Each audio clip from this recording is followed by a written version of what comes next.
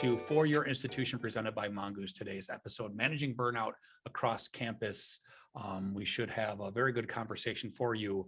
And in order to get that conversation started, I have to introduce our guest who is so gracious to join us today. Slade Thackeray is joining us. He is the founder of SPARROW Counseling Services, professional counseling associate, and formerly an instructor and academic advisor at Oregon State University. Slade, say hi to the folks, and thank you for being here today.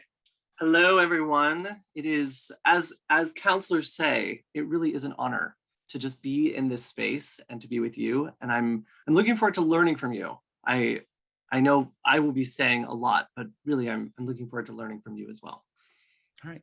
Thank you, Slade. So Mike, I want to talk a little bit about why Mongoose is doing this episode today, just to get the conversation started, because obviously we talk to a lot of schools across the country, and this was an important topic to cover for one of our episodes. Absolutely. We know that working in higher education is as stressful as ever.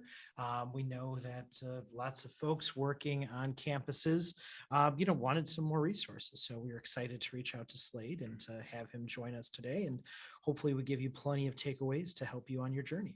Awesome. And obviously this conversation is not completely easy. This isn't about texting templates, a little different avenue we're going down today, but needed, as Mike had said. So some of the topics that we're going to bring up, they might be triggering, they might not be as easy. We're going to be as open as possible in our discussion. And also, of course, make your representation available. So use the chat, ask us questions. If you'd like to come on and ask Slade, Mike, or myself questions, and especially Slade, utilize his professional advice today. We welcome you to do so by using the chat. If you'd like to come on and ask, that'd be great. Just keep yourself muted until you're called upon. Lexi Croysdale is monitoring our conversation. She's our producer. So just send a chat out and say you'd like to come on, and Lexi would be more than happy to do that. So we are definitely going to do that. But until that time, please keep yourself muted. So with that, let's get started in our conversation about managing burnout across campus. So Slade, you had used in your research, and of course you do a podcast, and we've taken in a lot of content from you this last couple of weeks. You came across a phrase, you used a phrase that I wanted to get us started with in our conversation. You said, quote, "Normal does not exist anymore." And I thought that was really relevant to higher ed and a great jumping off point for our conversation. So I guess I want you to start by kind of discussing what you meant by saying that normal does not exist anymore. Yeah, Greg, thank you so much. I am appreciating, I'm seeing smiles and nods from our group. Like, yes, I feel that, I hear that. So as we engage in this conversation, maybe this is the counselor in me. I tend to ask a lot of questions, and I know that you don't necessarily will have the opportunity to answer them verbally, but to think about, to write down. I've got my little notepad, and I'm writing down notes and ideas and thoughts too. And when I came to this question in preparation for it, my question for you is, what do you want normal to look like? Right? Like, so if this is true, if that statement that I've made is based on my own observations of like normal does not exist anymore, then what do we want it to look like? And other questions that go along with it. What are your expectations of normal? What do you think normal is supposed to be? Does normal look like status quo? Is there a going back? When we think about like, I just want to go back to normal, or is normal, like, is normal closer to like chaos and disruption? Or, I tend to think a lot in like creative movies or plays or literature. And I was thinking, this feels very matrixy to me, but to me, normal feels like just the construct that we develop as a group of people. And so I think about in our organizations, specifically with the idea of burnout, what is our normal? What did it used to be? What is it right now? Because we're normalizing, right? We are normalizing something in our working environments. We're normalizing something for our students, whether it's healthy or not. That's another question. So for me, the idea of that normal doesn't exist, that opens a doorway to what next? Because I'm just not sure that we had normal before, like, and we kind of think like before COVID. I'm not sure that like, was that really normal? was it really functional? Like, were we really, was it really working? And, we have this crazy, amazing opportunity to kind of like switch things up, to say, hey, we don't want to do that normal thing anymore. We want to go this way. Normal is created when we, in some ways, when we kind of stop growing, right? Like you think of like pioneers coming into like wherever they came, so I'm from Oregon, pioneers coming into Oregon, and besides all of the really horrible things that's not necessarily part of this conversation, but that happened to the native people that were in Oregon, right? Like the white people created a normal, like we're here and we're loggers and we do this and we do that. Like that was the normal. But is that growth? Is it supposed to be normal? So Mike and Greg, I come with a lot more questions than maybe answers, but that's when I say like normal doesn't exist anymore. I think that the veil has been taken away and we're really challenged to consider what do we want moving forward. So I come with those questions. So Slade, may I ask a follow-up then? Yeah. What are your feelings on like the phrase new normal then? Is like the idea that there just never will be a construct because we're constantly building it in your mind? So in the self, in the body, we have to reach a state of homeostasis. We have to reach a state where we can function on the daily. I guess I would call that, Mike, the normal. That every day I have the tools, I have the resources, I have the emotional resilience to be able to get up and to go and to successfully face the challenges of the day. So I think that there is the homeostasis of the self, and then there's the homeostasis of the systems that we work in. But for me, I feel like this is our chance to challenge the idea of like finding a normal. I totally get that, like the new normal. But I feel like, honestly, the new normal could be like that we don't have a normal. Like our new normal is that we embrace the unknown. Our new normal is that this is how we're going to talk about hard things. Our new normal is that when something hard comes up, that we don't push it aside or make it necessarily an agenda item. That we say like, whoa, hey, hard stop. We got to like, our new normal is that we talk about these things. Our new normal is that we're establishing a different culture around this. Does that help kind of frame that differently, Mike? Makes sense. Sure. So it's a mindset, normal, new normal, however you want to phrase it. And you had mentioned, getting into the mindset of being able to change what normal is can help, but there are realities, especially in higher ed. It's the reason we're doing this episode of FYI on managing burnout. And there's a lack of resources. There's a lack of time. Many people who are on here today, nodding their heads right now, they face those realities and they're dealing, you can call normal whatever you want, but then there's the reality of what normal actually is. So let's talk a little bit about that. How do you deal with burnout? When you don't have the time, when you don't have the resources, and when you're up against the obstacles that folks in higher ed are up against. This is great because I think this really dovetails nicely from this idea of first asking those questions of what is our normal? What is it currently? What did it used to be? Something that I love about research is that, so in higher ed, like I feel like it has this just, research has the most beautiful marquee. Like if we're in New York City, like research has the marquee, and it's the theater that everybody wants to go to, and everybody's like, oh my gosh, did you see the show at that theater?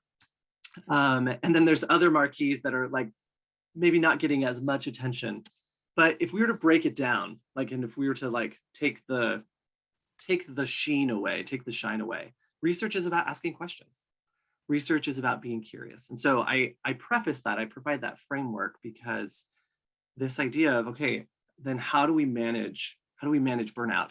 How do I hold on to my homeostasis when I go into work and I'm being asked to do these 10 things with a budget to cover 3 of them, which is such a stark reality.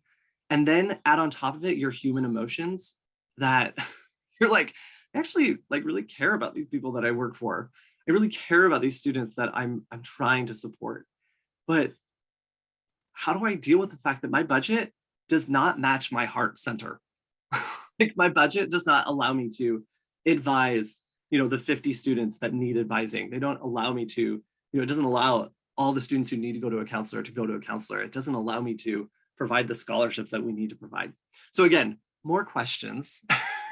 Mike and Greg can be like, Slade, could you put a period on this? No more question marks. And So, no, go ahead. Interesting, you use the phrase manage burnout and not cure or prevent it. So like, is that possible for us to like aim for those things, or are we always going to kind of be in the struggle that we just sort of have to manage very intentionally? Mike, this is a hard question. So what I like to tell my students is that I believe I'm like the unicorns and rainbow guy. Like, yes, we have a vision, we have a dream, best of all worlds. Yeah, like, Byzantium, like, let's go there. It's going to be awesome. And then there's also this like, data from like Star Trek, like super rational part of me where I'm like, the statistics just do not match up with that. Like, no, I've been across the entire, deep space and there are no unicorns, Slade. I don't know what you're talking about, right? So it's the child in me reconciling with the adult. And the idea of managing versus preventing or curing, I think burnout is the human condition. I mean, that's to say, could you prevent anyone from stubbing their toe? Yes, if we all lived in the desert, but then imagine the dearth that you have to experience, right? Like you live in a space where there's no obstacles, that you live in a space where there's no corners, which has its purpose. But in terms of like managing versus preventing or curing. Now, Mike, let's talk a little bit about preventing. Okay. I think that burnout reminds me of the fact, like we're really talking about anxiety. In the last 2.5 years through 2 years, we're really talking about trauma. And so, in terms of burnout, I think there's a lot we can do to soften the blow. Does that make sense? Makes sense. Mm-hmm. There's a lot we can do in terms of how we treat ourselves and what we do within our systems, the kind of the ways that we come into meetings, the way that we establish our agendas, the way that we talk with our students, the way that we talk with each other as peers. I think there's a lot we can do to soften the blow. The reason why there are 157 people here is because you all care. Like, I mean, pardon the language, but like you all give a damn, right? Like you're here because you actually care. The people who are on this podcast are because they either have something else that pulled them away today, or they don't know about it, or they're just like, I can't even, like, I can't get into it, And so burnout is going to happen because we care. There's a lot of ways we can go with the conversation. I do want to once again say it would be great if someone wanted to either challenge Slade or just agree with Slade, or anything that you can take from your own walk of life and ask Slade. That would be great.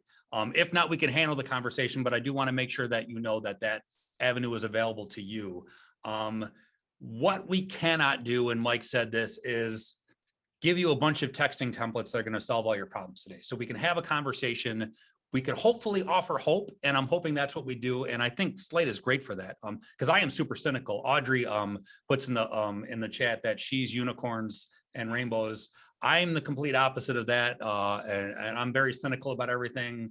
I myself, like we all deal with burnout. We all deal with the mental anguish that we're going through, and I have a challenge asking for help, and I've had help, and I sometimes can't go into meetings with the therapist to get help because I am just not as comfortable about it. So not that I'm calling this a therapy session, but just in terms of like asking for help and the way you can approach it, I do know that finding help can help. So I don't know where to take the conversation next, because it's just such a big gaping canyon of different avenues that we can go down for this. So I guess trying some motivation, maybe a pep talk would help. Where would you go with this next, Mike?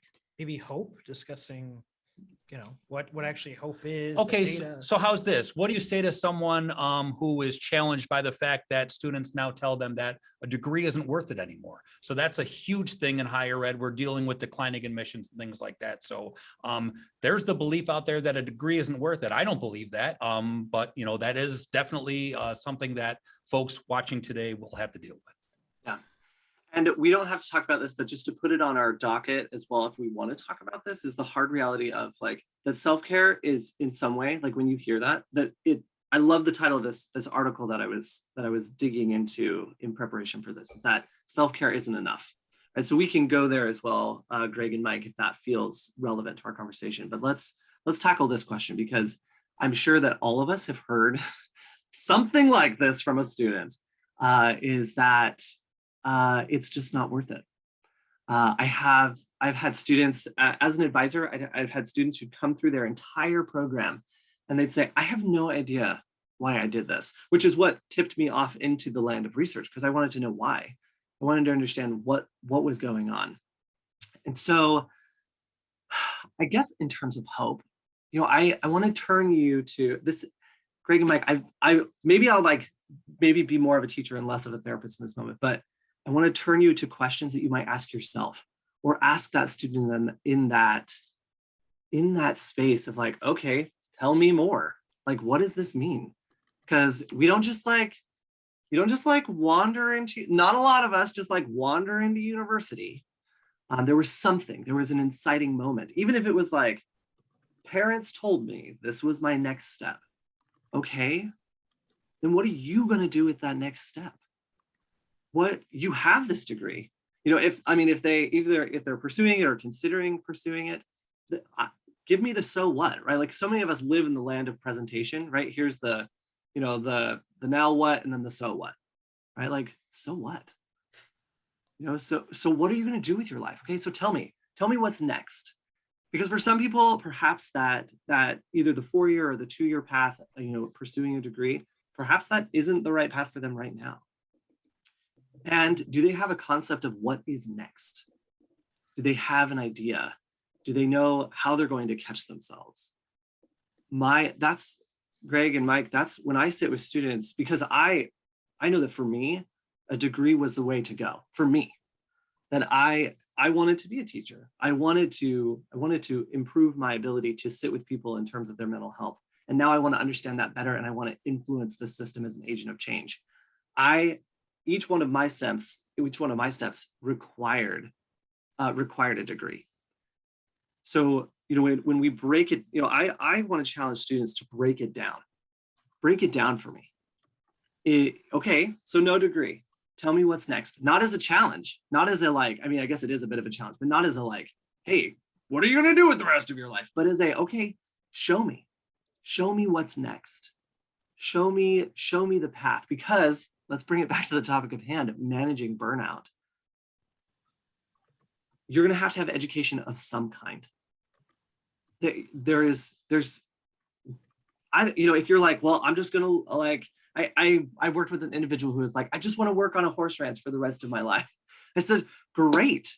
Then you should probably have some experience or education in equine health and understanding. So what does that look like for you? Is that an online class? Is that like a series of workshops that you do? Is that going to build up to a certificate? Talking about no such thing as normal. I think there's this misconception that if I don't go to a 4-year degree, there's no such thing as training or no such thing as certificate. Like, I'm going to get off scot-free. And it's like, you want to interface with the world. You want to go and do the things that you want to do. Someone will require you to have had some level of training, some level of certificate, some level of degree to know what you're doing.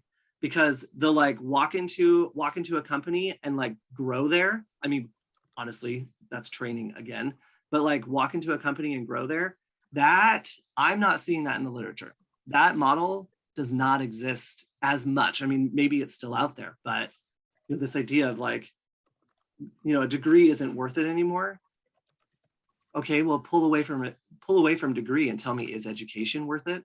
Because no matter what you do, you're going to have to learn. great answer. It is. So, there's some good dialogue going on in the chat. I love it so much. We're going to draw on that. There might be a question or two that Lexi's going to pull out. I wanted to kind of add to what you were just saying, because I don't think that a lot of people viewing today have a problem with compassion. Like you said before, like you yourself, you got into education. It's because you care, and the folks that got into education certainly care. It's a profession that caring is just an integral part of. So you are a compassionate person, but how far does that compassion go? And do you think it becomes a problem? Because you can have limited resources, you can have limited time, you can have a challenge communicating with students, and communication is a two-way street. So how hard is it, or what do you do with students? Like, it's their fault to a certain degree that they're making your life harder. And I think that has to be a challenge, and that has to be a big reason for burnout, because if they just answered their emails, if they just answered their texts, if they just tried a little bit, and maybe that's generational, maybe it's not. The burnout is so much greater because you're trying to help, and the person you're trying to help isn't trying to help themselves. So I think that has to be a huge problem too. I don't know that there was a question in there. I just kind of. No, I appreciate that. I'm thinking about what you're saying, also kind of going through some of these really great thoughts that are happening in the chat here as we kind of all process this. Yeah. And this idea of we're starting with burnout, and Greg, I think I'm hearing you begin to connect the idea of burnout with more than just a lack of resources or that I'm stressed at work. Right? Like this idea of burnout of I am caring a lot. Mm-hmm. And is my compassion creating some burnout? Can I read one of the comments while you gather your thoughts right there? And it's just one that popped up. Michelle Fleury said, I feel like the pandemic lockdown has made nearly all of us question why we're doing something. And that's not just in higher ed, of course. I stepped away from quoting her, back to quoting her now. What our path is, it forced us all to stop and slow down. And that's a little bit of a double-edged sword, because on one hand, slowing down helped us redefine our values and needs, but it also threw a wrench in our momentum. While that's not a question, that's an interesting thought. That's an interesting thought. Yeah. It is. So this reminds me of the concept, and maybe you've all heard this in your institutions, of like turning a ship around. Like it takes everyone to turn a ship around. And within our institutions in higher ed, we might have like a really great department, right? It's like, man, this feels so good. I feel at home here. And then like you branch out into the larger university or the larger college or technical unit, and it's like, oh, that doesn't feel as good, or that's harder, or whatever it is, right? What I hear us talking about right now is we're talking about culture shifts. We're talking about big concepts. So I think that to make it, my question is, we probably need to narrow it down a little bit and talk about what can I do? And I come back, Greg, to what you were saying about compassion. And the question I pose is, what's the difference? Like, when does compassion, because I think there's active compassion, and then I think there's passive compassion, where my compassion compels me to motivate the people around me. I care too much about you to let this be this way. And then there's passive compassion, which is maybe closer to sympathy. It's like, oh, I care so much about you, and I'm just going to let you stay in this space, which sometimes we need that. Sometimes we need to be able to sit and be like, I'm sad or I'm scared, so that we can recognize it. But we all recognize the reality that we're living in a moving, living, breathing unit, which is the organization that we live in. And if we all do a hard stop, it's like, okay, we're all just going to stop, right? Like, then it doesn't move forward. Then we don't get the research grants, or we don't get the funding, or we don't get these things, right? And then we don't have education available to people who need education, regardless of what it is, whether it's a 4-year degree or a two-year degree or a certificate, whatever it is, right? If we don't keep moving forward, then there's nothing. So, I'm sitting, Greg, in this space of how do I balance both seeing the people around me, seeing myself. We talked a little about this before, seeing myself, and at the same time, taking steps forward. because I think we all agree that freezing, well, maybe I shouldn't speak for everybody. Maybe you might agree with me in this idea of freezing isn't an option either, right? Like that doesn't feel effective. It's interesting you use the word effectiveness and you mentioned compassion a lot. And I wonder if one of the triggers for burnout could possibly be this extreme amount of compassion or empathy or even sympathy for somebody without seeing the results, without seeing the impact. Do you think there's a case for that? Mike, will you rephrase that question? Sure. So is there potentially a trigger for burnout that's caused by a extreme amount of compassion, but without seeing positive results from those efforts? Oh, wins is a huge thing. Like how important is getting a win? Right. And if you're not getting them, that could be, devastating. So I'm reminded of two things. One, a student asked me the other day, what's like my biggest joy out of sitting with individuals in mental health therapy? And Greg, to your point about wins, my favorite, like the thing that brings me most joy is the smallest marginal change. So I'm sitting with individuals who have either lived a lifetime of trauma or who are so overwhelmed by their anxiety right now that they feel immobile, that they can't do anything that they want to do. And so watching them make the smallest marginal change that they like, and then you see it on their face where they're like, oh my gosh, I can feel it. I can feel something. I sat with an individual who for the last 7 years hasn't really felt anything. And one day they came into therapy and they were like shook. And I said, are you okay? And they said, I'm feeling things. And they talked about what that felt like to feel things. And so the importance of the small win.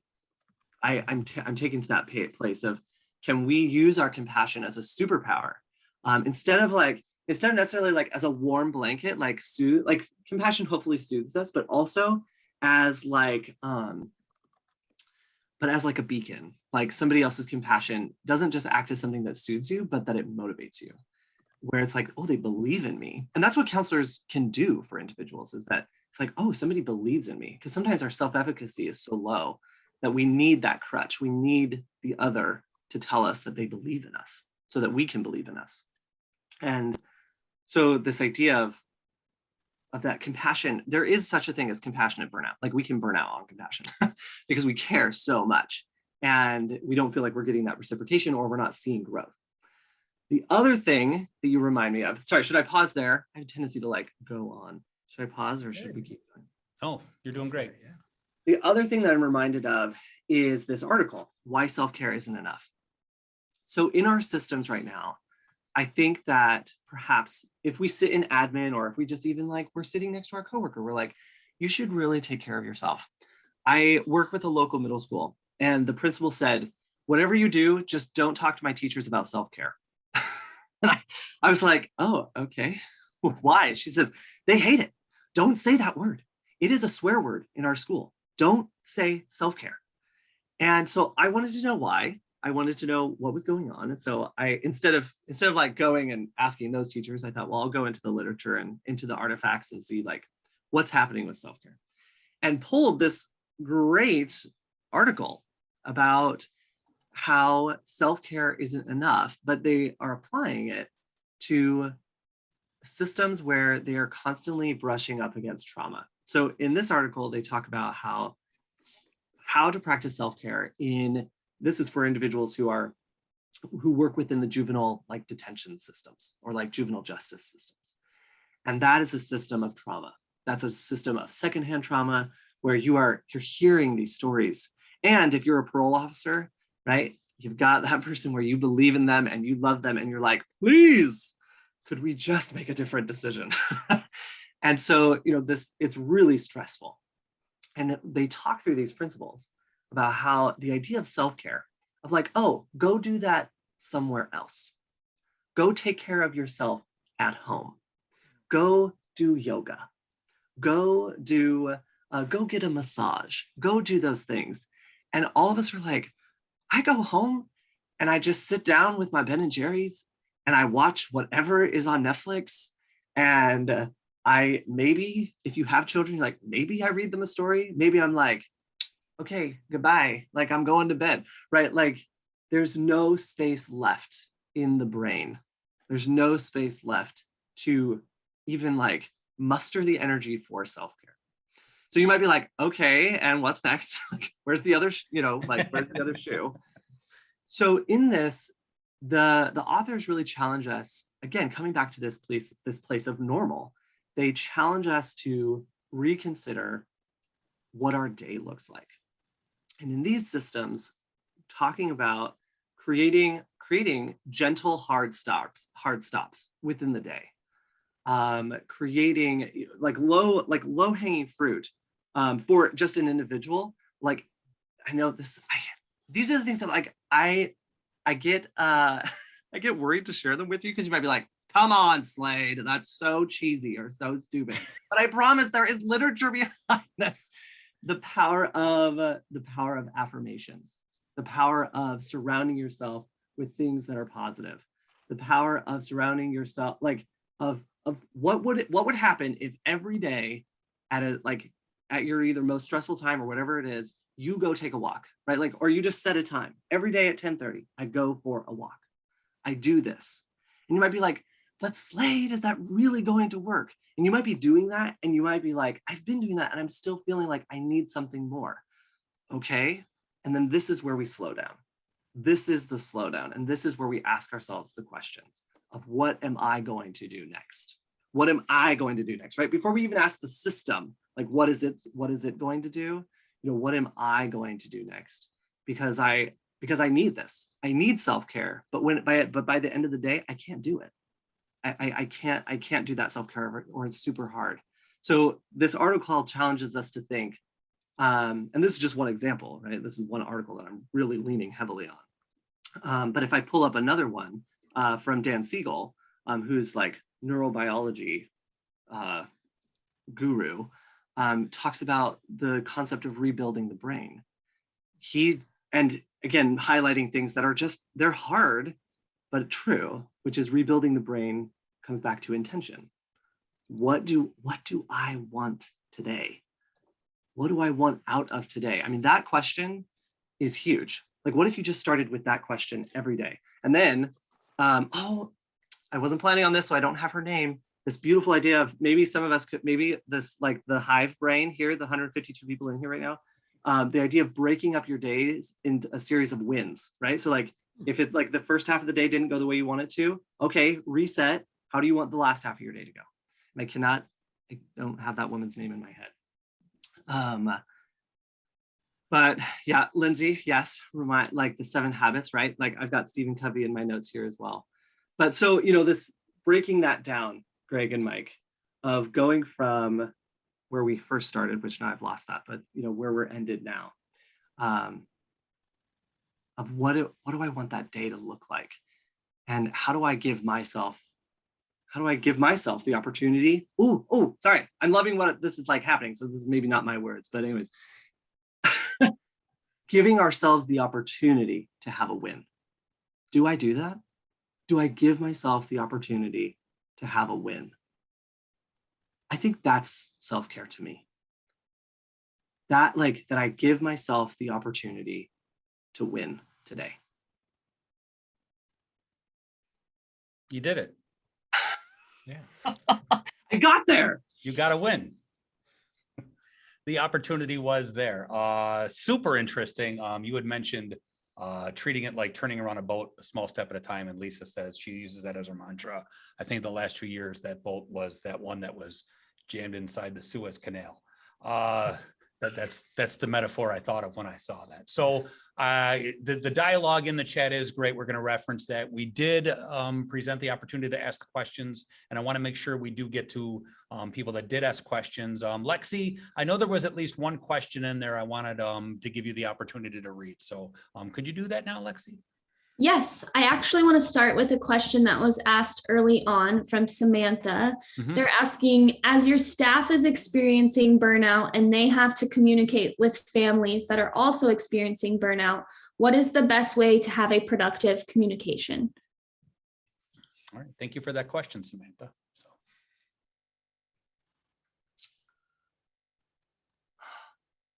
Okay, let's just be real together for a moment. All right.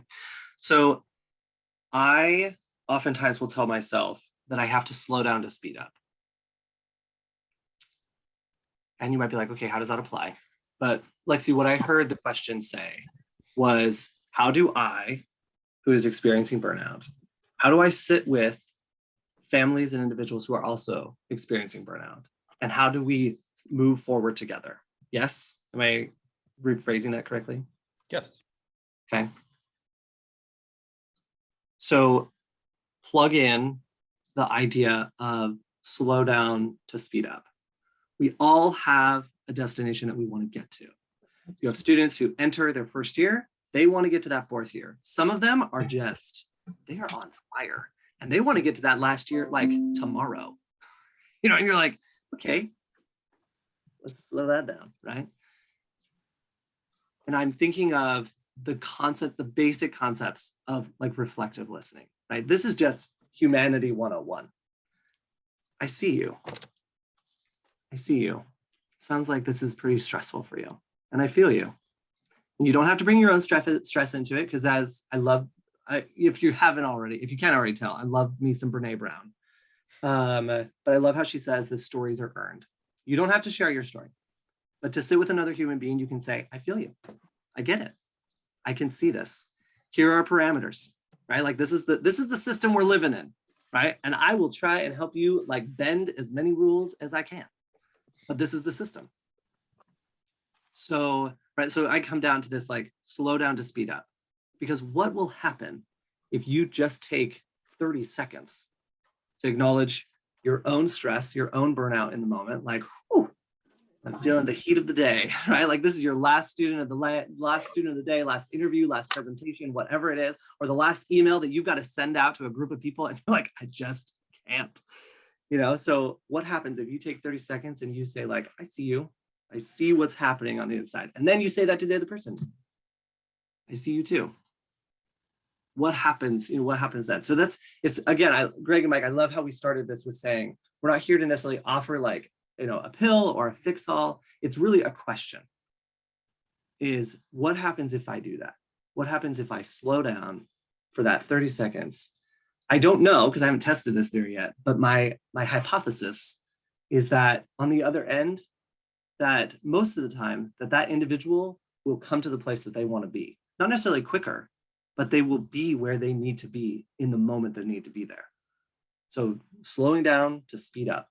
Like, hey, I'm going to help you get there. But first, we got to acknowledge that there's some stress happening. And you know, there's going to be people in the room who are like, no, Mike and Greg, I loved how you said like this activity of like, we were talking before the show about this activity of like forgiving yourself. And Greg, you were like, no, I'm not doing that. I got things to do. I think it's dangerous in my mind to forgive yourself, because this angst, this cynicism I have shaped who I am. So I'm a tough go on the forgiving thing. And so what if we take that and we say like, hey, I've got some skills here. I'm going to help you I'm going to get you to point B. But first we're going to we're just going to take a minute, you know? Interesting. So this is a completely different episode from Mike and I. Totally. A lot of thinking before we speak. So if you're joining us and you've joined us on other topics, I will say it's super interesting though. Just an aside to point out the obvious, that it's just a different episode from Mike and I. But we do have another question coming in, and Lexi's going to read that for us. Lexi, please. Yes, this question's from Jacqueline. They ask, how do we as a community help take the stigma out of asking for assistance and make the additional services we are trying to provide students more of a holistic part of the conversation appropriately? It's a great question. And I think the stigmatism, I think all of the Twitter campaigns to kind of talk about how it's okay to ask for help and things like that. Yeah, I mean, we see these all the time. I think that's helping. I think that there's less of a stigmatism to mental health and asking for help in that vein. I'm not saying it's gone, but would you say it's better than it used to be? I would say campuses are less Spartan than they probably were, but I still think there are students who maybe demographically, psychologically, whatever reason, have this idea that they have to do this and they have to make it look like they knew what they were doing. It's I think duck paddling is the term that I've often heard, where a duck's floating on the surface, but underneath, paddling like that was a nice paddle, paddling underneath the water aggressively. So yeah, I love the question, and Slade, I'd love to hear what you have to say about it. Mike, I really love you. I love I think they're less Spartan. I love the idea of that, like just that charging kind of dogmatic, like, and I'm not sure if that's what you meant, but that's what came to mind. And then this other idea you just said, doing what we think we have to do. Is that not like the definition of stigma? Like, we either have upheld a construct or an idea or a habit or a practice of any kind for so many years, centuries. And stigma is the lens through which we see things. And we each have our own lens.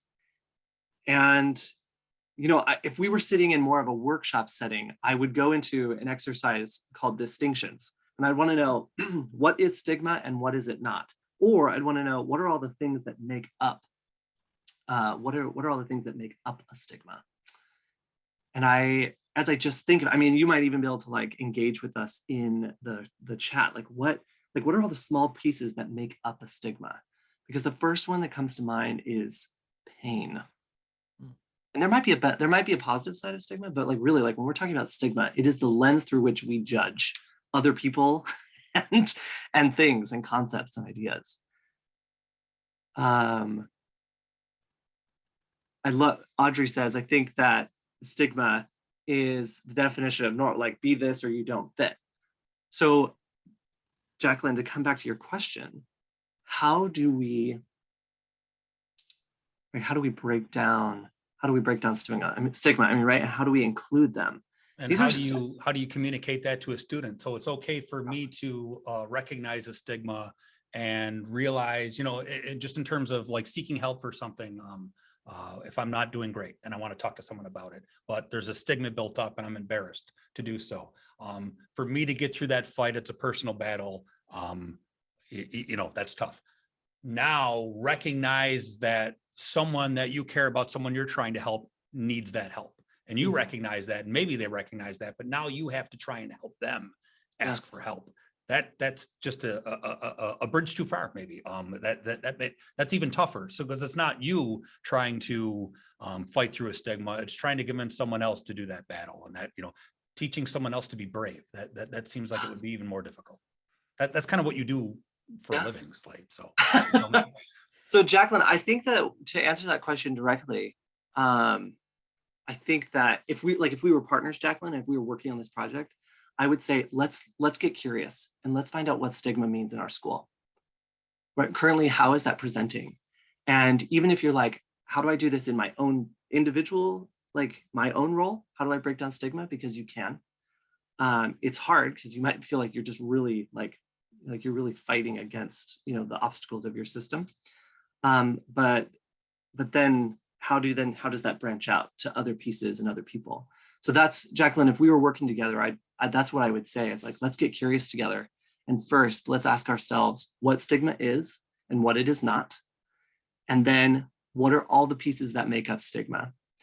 And then the last question is, what are we going to do with that? Once we got curious, once we started breaking that down, what are we going to do with it? Because I think what I love about this conversation, Greg and Mike, is that we're all sitting in this really kind of liminal space of ooh, this is weird. We're having this very untouchable conversation, very meta conversation.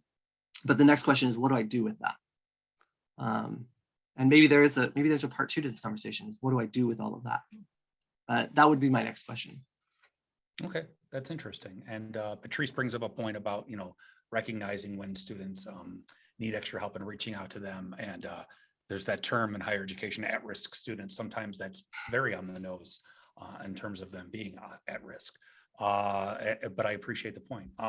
So we said we can't, fix everyone's problems. We wanted to have an open dialogue and maybe help, maybe give some people hope. But there are some takeaways you can take away from this conversation, Slade, that you wanted to make people, just bullet point or just talk about. There are steps you can take today, I guess, to manage burnout. So one of the hardest things I think in the counseling office, or even when you're sitting just with students, is transferring hope.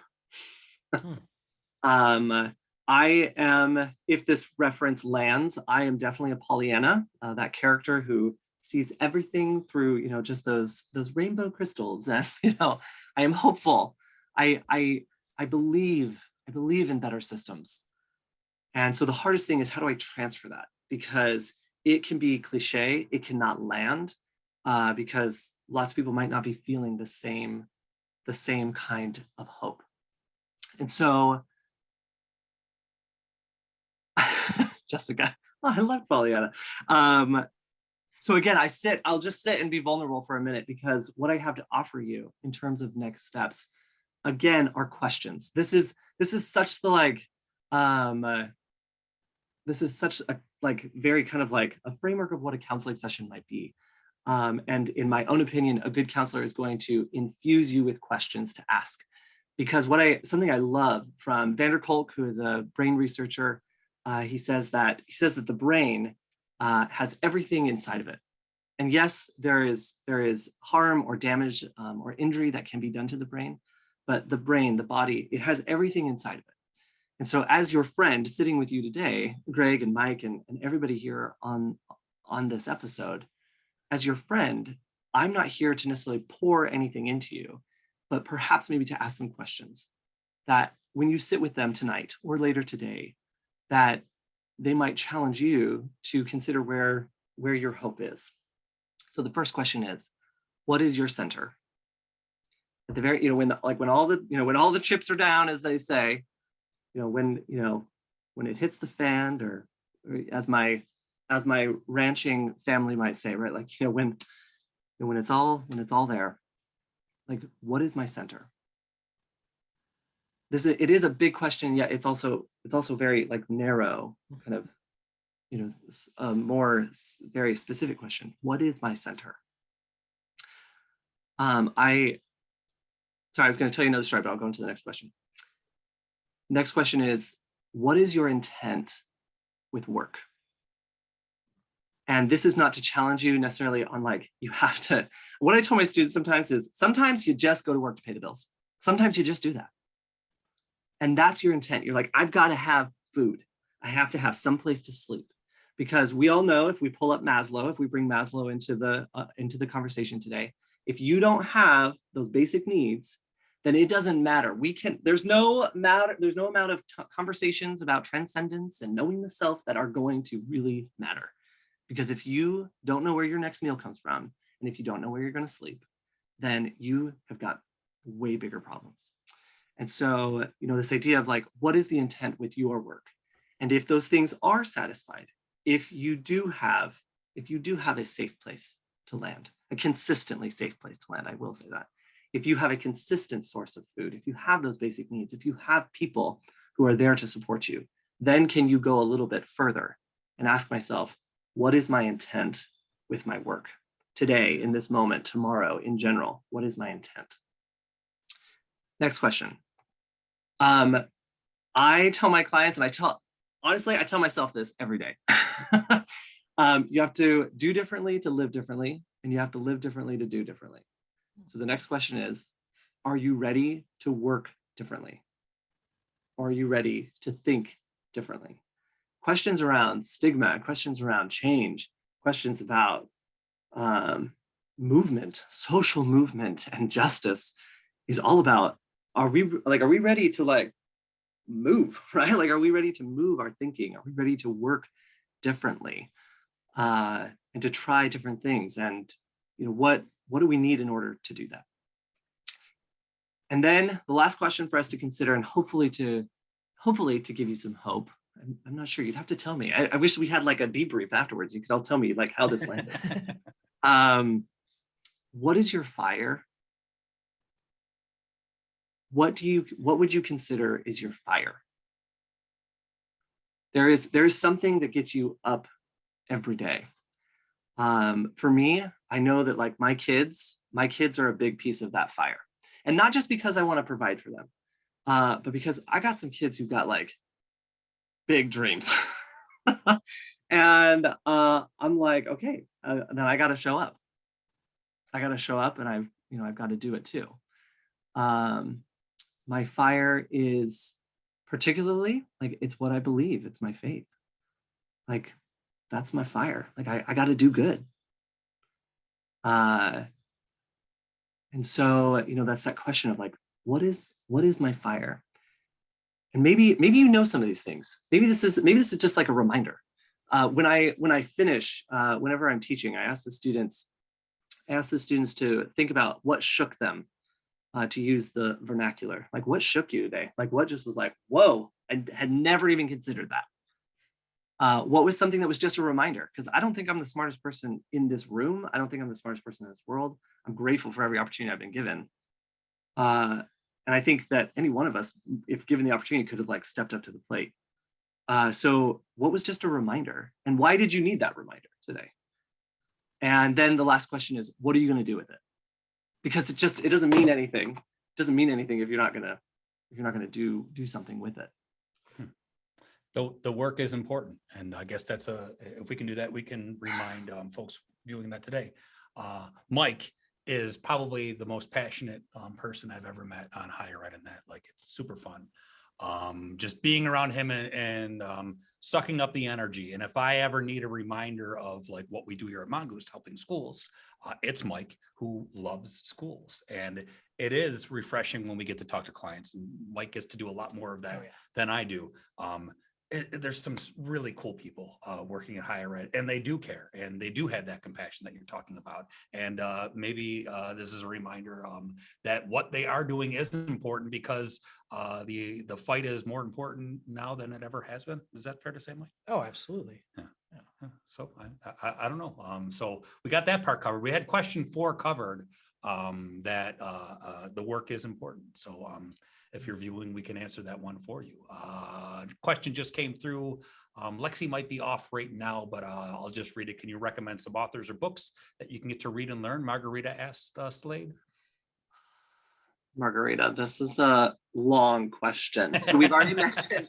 We don't have too long. We have to announce a winner and talk about next episode. I could do this for 3 more hours, but unfortunately we don't have 3 more hours. Okay, so maybe I'll try to keep it to like my, maybe I'll try to keep it like to my top 3, maybe. Anyway, so if you're familiar with Vincent Tinto, he's like my guy. So Vincent Tinto is all about community and what happens within the higher ed systems when there is community. So Vincent Tinto, great author to be looking at. Kristin Neff, if you're familiar with anything regarding self-compassion, Kristin Neff and her work in the self-compassion, she has a whole workbook. She also has a litany of literature that she's done, and she is like leading the way in terms of self-compassion research with our populations, with young adults. And then my other one on top of there, who am I reading right now?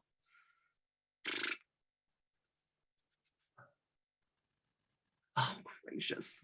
I'm just going to mention a movie, like I'm going to mention a film production, A24, because when I work with my students, I like all things count. So all artifacts count. A24 is producing films that ask questions and bend your mind and challenge thinking and provide it in a really beautiful, complex way. And so if you're looking for something that will, for me, I always have to tap into the art. And so if you're looking for something that is going to speak to you in a different way, because sometimes the brain can't just like the brain can't just like digest what's written. I would recommend a lot of things from A24. That production company is like, for my taste, is killing it. Awesome. Great. Awesome. Not often with the higher ed community, if they ask you a book and you give them a movie, that's super taboo, but we'll let it slide because you've been a great guest for that. Yeah, so if you want to recommend the Cliff Notes, no, that's fine. That's fine. Slade, from both of us, it was an excellent conversation. Yes, Thank you so thank you much. again. Yeah. Thank you so much for offering your insight. I hope it was helpful. We're always looking for input, so please feel free to give us some feedback on that. Slade, I've been listening to your podcast a lot. Where can people find your work online if they want to hear more from you, if they want to digest more Slade? Yeah. Wow, man, that is a compliment. I think my daughter would be like, you want more of my dad? I get enough of that already. Anyway, so you can find my podcast. It's called Knowledge Quest, your student experience podcast. You can find that on Amazon. You can find it on Apple. You can find it on Spotify. So it's Knowledge Quest, your student experience podcast. You can get in touch with me at SPARROW. So I'll drop this in here, but it's SPARROW Counseling. It's behind you. Oh, it is behind me. Look at that. Yeah. So SPARROW Counseling, pnw.com. It's like If you have questions or want to collaborate or whatever it is, I love learning. I'm one of those people that could be like a student forever, but I love learning from you and with you and doing the kind of change that we really want to see.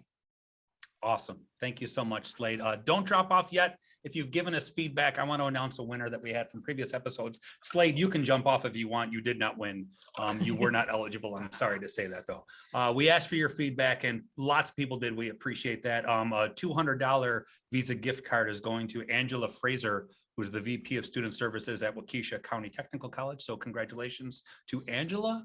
Thanks all for playing. Oh, round of applause from our audience. That's great. It might be Waukesha. Waukesha. Oh, so Mike is our resident expert on everything. Wisconsin. Yeah. We also want to talk about our next episode because I always forget to plug what we're doing next. As great as this episode was, we have another great episode lined up May 10th, Mike? May 10th. So our own Andy Morris will be joining us. Andy's been he's in the audience. Yeah, he's in the audience. He's got a great, I think that's Josh Allen and Starry Nights. Yeah. Fantastic. Oh, that's cool. Very cool. So Andy will talk to us about the evolution of technology in enrollment. And also we will cover far more content on graduate recruiting because we have been told that was sort of a deficiency of ours. So okay. Anyways, I want to improve here. Awesome. Well, the conversation we had today is always going to continue. So reach out to Slade if you have more questions and reach out to Mike and I too. Absolutely. We love to talk as well. So Slade, thank you again on behalf of SPARROW and on behalf of Mongoose, Mike and I, thank you so much everyone for joining us today on For Your Institution. I hope you all have a great rest of your day. Thank you so much. Find your daily wins, everyone. That's right. Go find a win. That's right. You're worth it.